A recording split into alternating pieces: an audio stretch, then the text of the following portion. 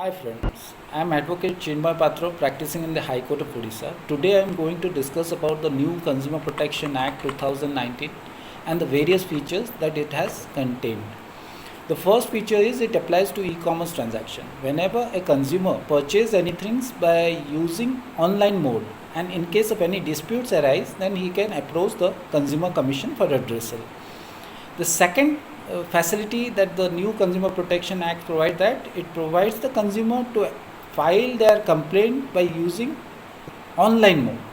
Like they can file their complaint through e-filing.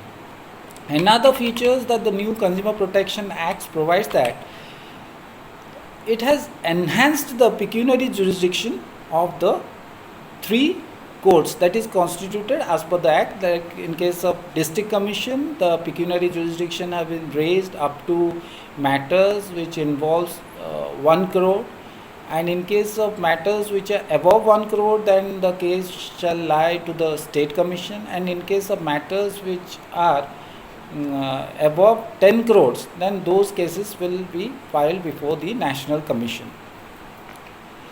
Another feature of the new Consumer Protection Act provides that it provides personal data protection of the consumers. So whenever a consumer provides any information to the intermediaries while buying or selling online, then those informations, documents that they share, those are protected. Otherwise, the intermediaries, if disclosed to any other third person and any damages happens to the consumer, then he can approach the concerned commission for redressal.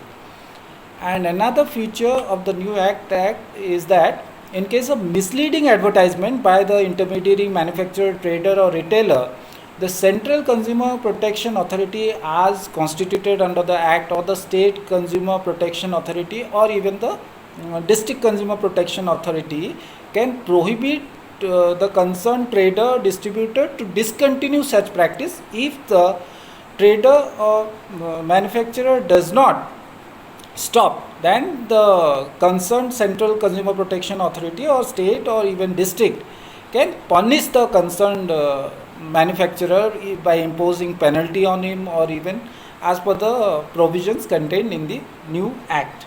Another provision it contains is that through mediation the parties can settle their disputes. So it will be a easy process for the parties to settle their disputes, and it will also consume less time, but provided that both the parties should be agreeable to settle their disputes through mediation. And there is an alternative dispute settlement procedure which is just inserted in the new act, and if the party is interested to settle their disputes through mediation, they can approach it. Another feature of the new act is that the complainant can file the complaint anywhere where he resides.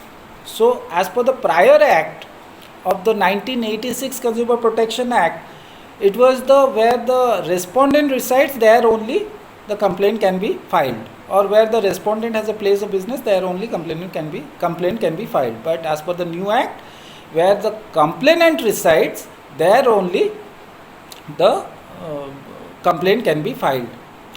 Another provision provided under the new act is that like it has increased the statutory deposit amount.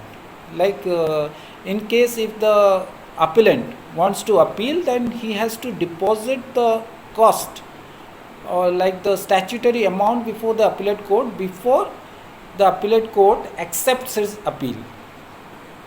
So whatever the amount is, he has to deposit 50% of that before the appellate authority, then only his appeal will be allowed to be filed, otherwise not. So this new Consumer Protection Act, no doubt, will provide a shy of relief to the consumers, those who are specifically buying and purchasing things online, and it has taken a great steps to protect the interest of the consumers. Thank you.